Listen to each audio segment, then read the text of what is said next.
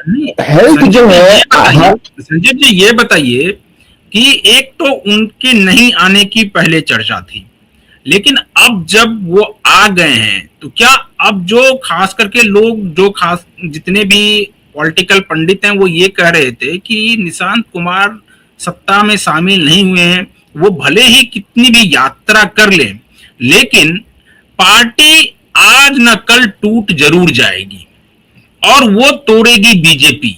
क्या अब इस पर एक प्रकार से विराम सा लग गया क्या? और भारतीय जनता पार्टी ने एक क्लियर कट मैसेज दिया कि उनका और जेडीयू का गठबंधन बहुत ही सीमेंटेड है, इसमें कोई दरार नहीं आएगी, इसीलिए निशांत कुमार को मान मनोबल करा करके उनको मंत्रिमंडल में शामिल करा लिया गया।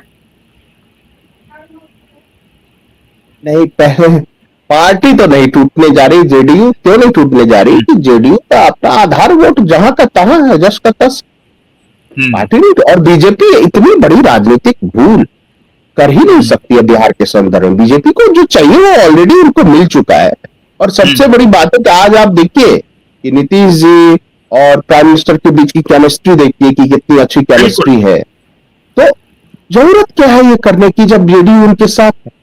और ये भी तय जानिए कि अगर जेडीयू का लक्ष्य होगा कि निशांत सीएम बने और आरजेडी का भी लक्ष्य है तेजस्वी सीएम बने, तो वहां तो पर बात बनेगी नहीं। बात तो यही बनेगी एनडीए में कि सम्राट चौधरी अगर 5 साल 6 साल या 10 साल तक रह के अगर अगला इलेक्शन वो जीतते हैं तो उसके बाद फिर संभावना बनेगी इनकी, तब निशांत की बतौर मुख्यमंत्री, और तब बीजेपी स्वीकार करेगी। अगर देखिए इतने लंबे अवधि की राजनीति में क्या घटनाक्रम होगा उसका आकलन करना मुश्किल है, लेकिन इतना भी मुश्किल नहीं है।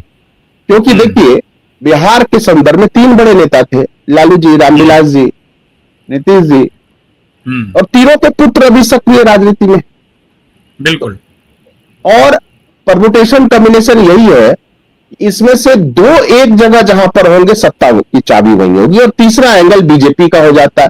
अब कुशवाहा जी का भी एंगल हो गया। देखिए अब तेजस्वी के बारे में आपने शुरू में सवाल पूछा और उससे मैंने उत्तर नहीं दिया क्योंकि निशांत को लेकर हमारी चर्चा हो रही थी। देखिए तेजस्वी के साथ ये दिक्कत क्या है कि धीरे धीरे तेजस्वी के सहयोगी और खास करके बंगाल का चुनाव जो है वो जिस तरह से बीजेपी ने एक तो जीत मिली है और बंगाल की जनता का जो समर्थन मिला है, मुझे लगता है कि पूरा, और असम में जिस तरह से बीजेपी जीती है, एक पूरा नैरेटिव बदल गया।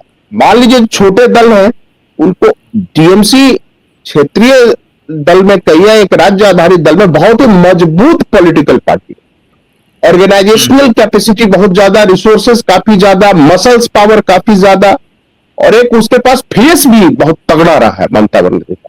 और वो बीजेपी के हालांकि किसी नेता के ऊपर प्लीज मैं कुछ कह रहा हूं, मैं कुछ कनेक्ट कर रहा हूं, इसीलिए प्लीज कंटिन्यू करने दीजिए मुझे। मैं ये कनेक्ट कर रहा हूं कि जब तृणमूल जैसी पार्टी ममता बनर्जी से लीडरशिप और वो टिक नहीं पाए, तो तेजस्वी के साथ जो छोटे दल है वो कितने समय तक उनके साथ रहेंगे ये देखने की बात है। मैं दूसरी बात की तरफ इशारा कर रहा। देखिए मुकेश सहनी, मैं 2% 2.5% भी मुकेश सहनी के पास वोट है, तो उनको क्या आने वाले समय में एनडीए में तो शामिल नहीं हो जाएंगे।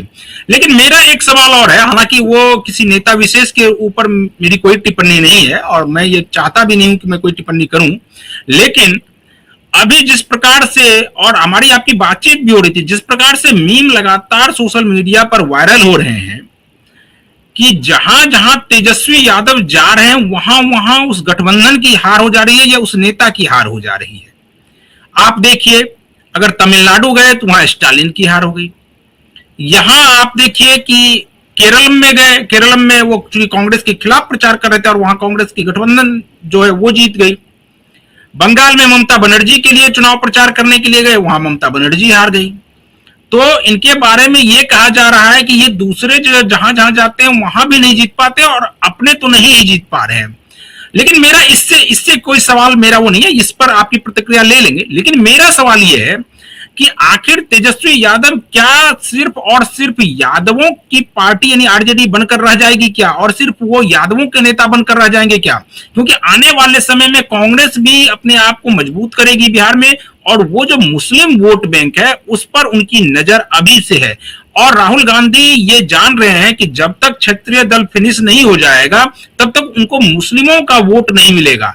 क्या ये वजह है कि तेजस्वी यादव को राहुल गांधी जो है हर जगह जा जा करके ये जिस प्रकार से ये उनके खिलाफ प्रचार करते हैं और राहुल गांधी इनके खिलाफ प्रचार करते हैं, इंडी अलायंस की अब कोई बातचीत हो नहीं रही है, तो ऐसे में ये माना जाए कि तेजस्वी यादव सिर्फ एक जाति के नेता बनकर रह जाएंगे? नहीं, बनकर रह जाएंगे क्या होता है, बन चुके हैं।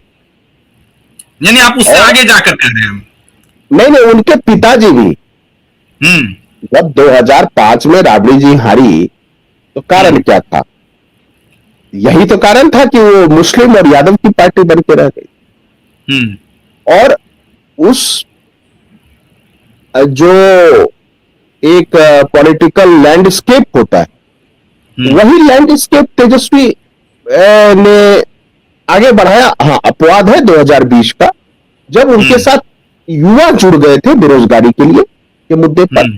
राजपूत पूरा जुट गया था, एक उनके बयान ने उनको सत्ता से दूर कर दिया, तो 2020 में तेजस्वी मुख्यमंत्री बन जाते।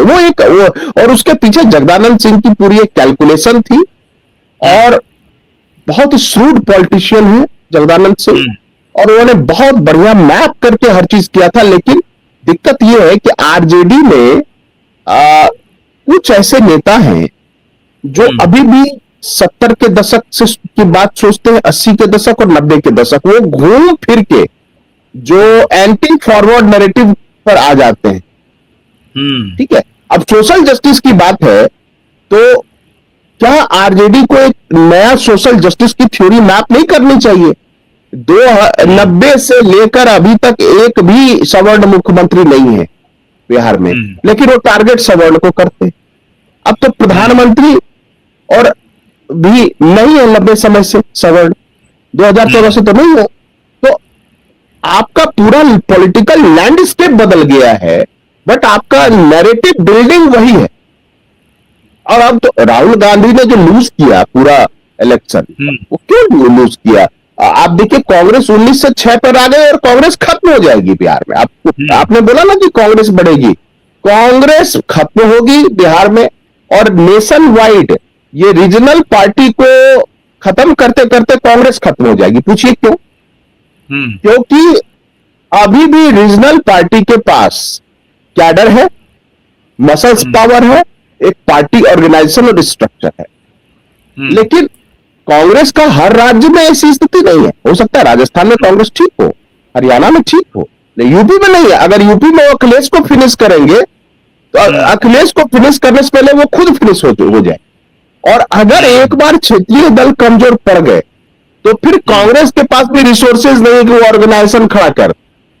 और जहां तक मुस्लिम वोट बैंक की बात है, वो दिन लद गए, कब के 2014 में ही लद गए।